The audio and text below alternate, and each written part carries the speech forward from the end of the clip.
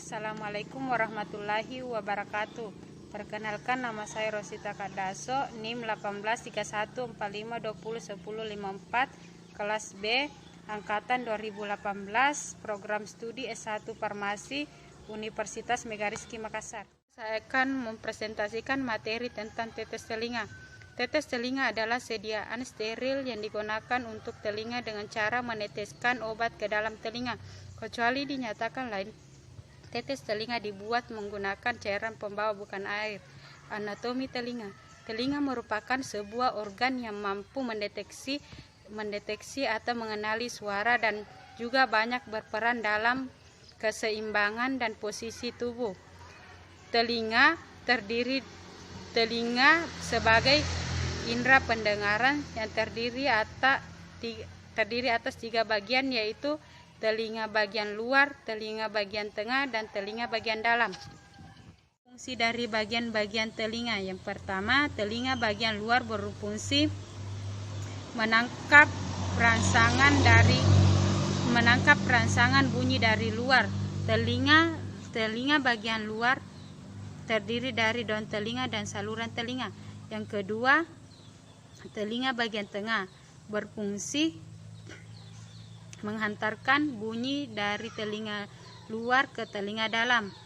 Pada ruang telinga dalam terdapat bagian-bagian, yaitu membran vestibuli dan tulang-tulang pendengaran. Yang ketiga, telinga bagian dalam berfungsi untuk menerima getaran bunyi dari telinga tengah. Telinga tengah biasa disebut labirin. Labirin terdiri atas 2, yaitu labirin tulang dan labirin selaput. Labirin tulang terdiri atas vestibulum, kanalis, dan koklea.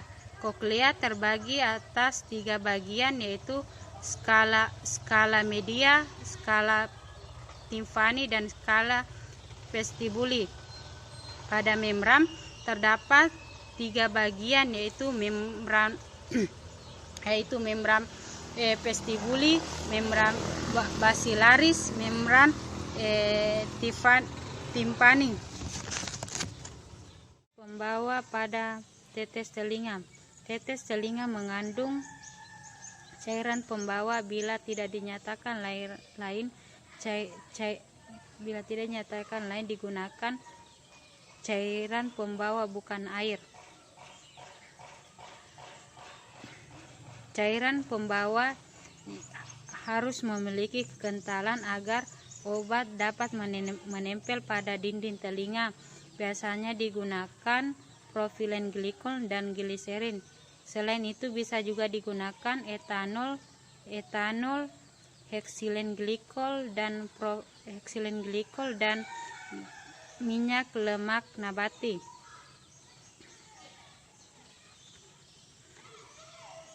Tetes telinga memiliki zat adiktif seperti pengawet, antioksidan, buffer, agen viskositas, sama surfaktan. Adapun kelebihan dan kekurangan pada sediaan tetes telinga. Yang pertama, kelebihan penggunaan dan penyimpanan steril, cepat bereaksi karena langsung diteteskan pada bagian yang sakit. Kekurangan, pada saat pemakaian terasa sakit, sulit untuk diteteskan atau meneteskan pada diri sendiri. Adapun syarat-syarat pada tetes telinga. Yang pertama, syarat uji penetapan pH. Yang kedua, uji volume terpindahkan, syarat uji partikulat, dan syarat uji kejernihan. Jenis gangguan pada telinga. Yang pertama, tinnitus. Tinnitus adalah gangguan pendengaran dengan keluhan perasaan yang disertai disertai dengan adanya bunyi tanpa ada getaran dari luar. Yang kedua, radang kronis. Radang kronis adalah suatu peradangan atau infeksi telinga tengah yang ditandai dengan lubang pada gendang telinga yang disertai dengan keluarnya cairan kental. Yang ketiga, tuli bawaan atau genetik. Tuli genetik disebabkan oleh faktor keturunan. Jenis-jenis obat tetes telinga: yang pertama, polimisin kombinasi; yang kedua, klorofenikol kombinasi; yang ketiga, neomisin sulfat kombinasi.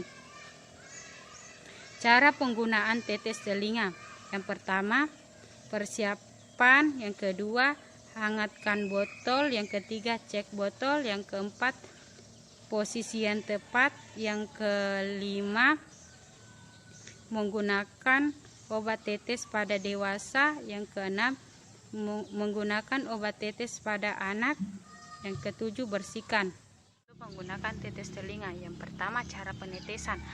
Pada sediaan tetes telinga, cara penetesan sangat penting karena meneteskan tetes telinga membutuhkan teknik khusus. Jika obatnya keluar atau tidak cara penetesannya, maka tetes telinga tidak memberikan efek terapi. Yang kedua, cara penyimpanan. Penyimpanan pada tetes telinga sangat penting karena cairan mudah ditumbuhi oleh mikroorganisme.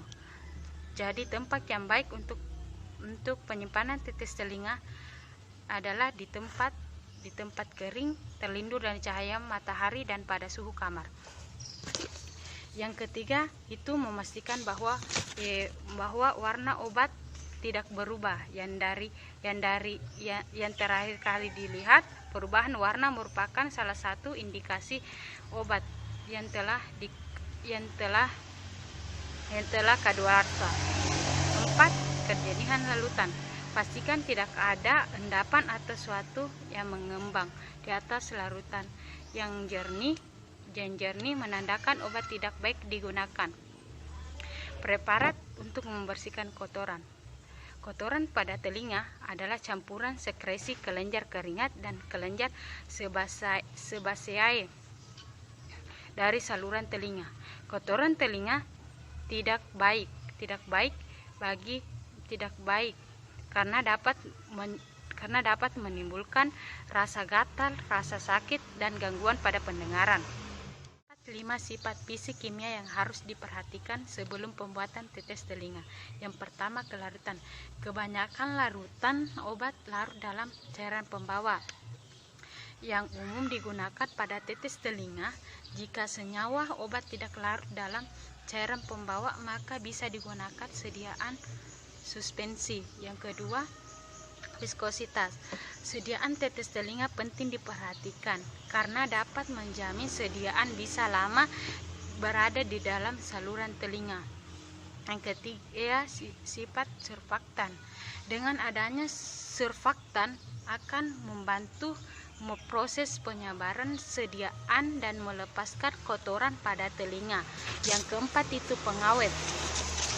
Beberapa tetes telinga memerlukan pengawet terhadap pertumbuhan mikroba. Yang kelima, itu pH optimum.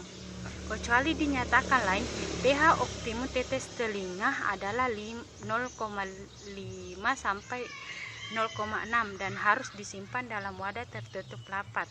pH optimum untuk larutan berair digunakan pada tetes telinga adalah 0,5 sampai 0,6. Sediaan. Yang pertama, penetapan pH. Tujuannya mengetahui pH sediaan sesuai dengan persyaratan yang ditentukan. Yang kedua, evaluasi organoleptik. Tujuannya menjamin organoleptik sediaan sesuai dari produk yang ditentukan. Yang ketiga, uji kejernihan. Tujuannya menentukan kejernihan suatu larutan. Yang keempat, homogenitas. Tujuannya menjamin kehomogenitasan sediaan obat tetes telinga. Yang kelima, uji kebocoran. Tujuannya memeriksa keutuhan kemasan. Yang keenam, uji sterilisasi. Tujuannya apakah bahan yang digunakan steril. Yang ketujuh, uji efektivitas pengawet. Bertujuan menentukan kadar pengawet yang efektif. Itulah materi dari saya tentang tetes telinga. Kurang dan lebihnya mohon dimaafkan. Sekian dan terima kasih. Assalamualaikum warahmatullahi wabarakatuh.